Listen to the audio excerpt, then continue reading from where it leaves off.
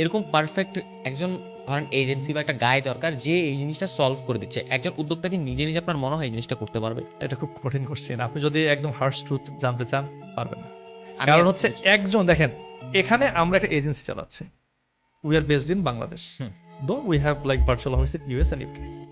এখন আমাদের সাথে কমিউনিকেশন আপনি দেখেন। We have a collaboration with US photography agency, okay. যারা প্রফেশনাল ফটোগ্রাফার, যারা ইউএসএ তে আপনার টেক্সাসে থাকে, একটা ফটোগ্রাফি টিম যারা ইউএসএ তে ফটোগ্রাফি সার্ভিস দেয়, তাদের সাথে আমাদের এমএও করা।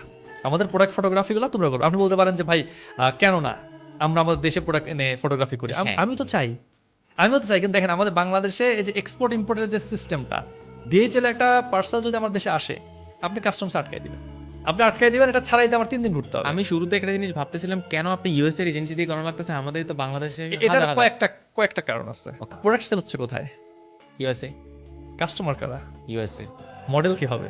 ইউএসএ, চিন্তা চেতনা কার থাকতে হবে? ইউএসএ। ওদের ন্যাশনালিজম আমাদের ন্যাশনালিজম থেকে আলাদা, ওদের চিন্তা আমাদের থেকে আলাদা। আমরা ব্রাউন মিক্সড। আমি মডেল যদি তার হই, সে কি আমাকে রিলেট করতে পারে? না, এটা তো তাহলে দেখেন, একটা ইউএসএতে, একটা কানাডাতে, চায়নাতে শিপমেন্ট হ্যান্ডেলের জন্য আছে, কিউসি রেডি করা আছে। এই টোটাল প্রসেসটা কি একদিন আসছে?